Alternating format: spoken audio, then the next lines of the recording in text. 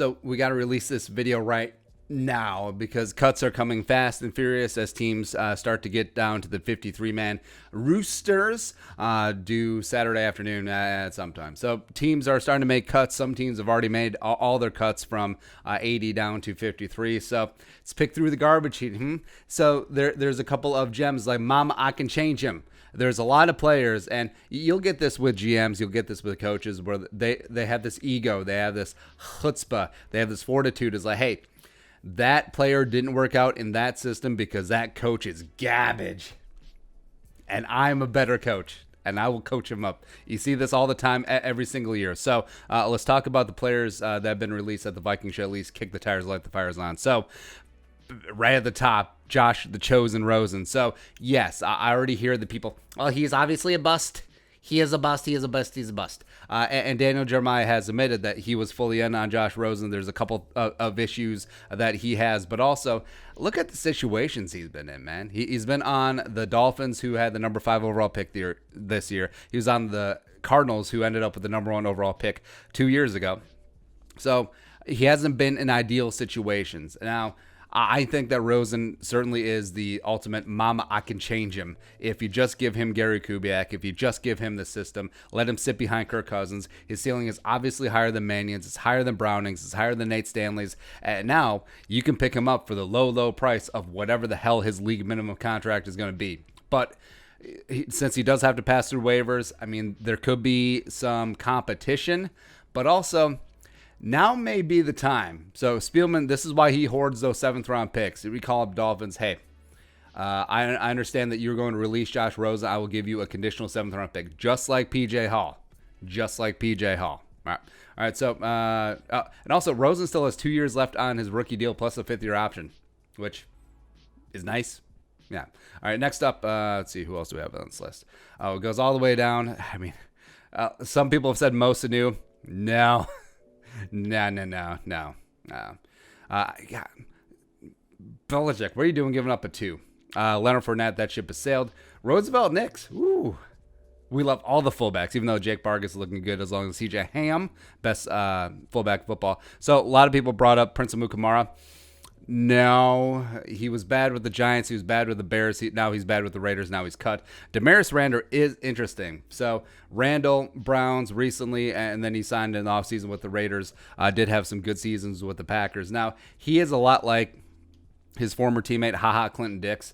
I think the Vikings do have a pretty significant need at backup safety. I think either of them could fit the bill. Haha, since he's actually Randall's the best veteran too. So both of them are free agents right now. They don't have to pass through waivers. So,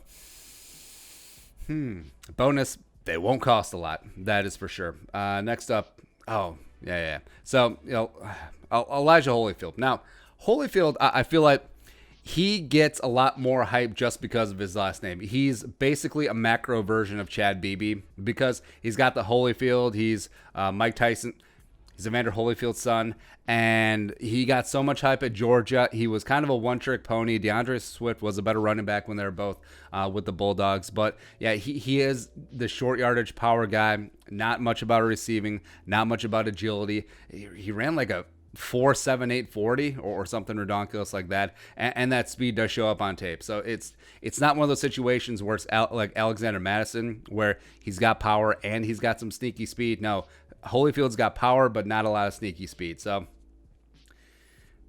no, there's a reason why he was undrafted. A lot of people in the 2019 draft, I mean, projected him as like a 2nd-round pick, and it was just like, no. He didn't make the Panthers. Now he's not making the Eagles. So, pass. Tyrone Swopes is interesting, though. Next up is, let's see, there's 2 more I had interest in. Oh, bringing back Stacey Keeley. Nah, just kidding. Jamon Brown, no. Oh, there we go. Brett Toth. So, the Cardinals is super interesting because they're also apparently shopping Justin Pugh. So, Pugh would be an immediate upgrade at either of the guard spots. So that's interesting. But Brett Toth, so he was undrafted on Army, I believe 2 years ago. Been on a couple of camps, been in a couple of practice squads. He's intriguing to me. I do believe in the kid's talent. I would take a practice squad flyer on him. Maybe that's what the Cardinals are planning to do with Toth right now. But and then lastly, This is a big one. So I was actually a little bit surprised that this happened. So Hakeem Butler, who, oh yeah, by the way, yeah, Steve Keim is just a genius at, again, he just turns tail on all these draft picks. He did it with the number 10 overall pick they trade up for with Josh Rosen. Now they're doing it with a 2019 fourth round pick, Akeem Butler. So Akeem Butler, final year at Iowa State, basically was a 1 year wonder, had like 1,300 yards receiving, 9 touchdowns, and then he came out.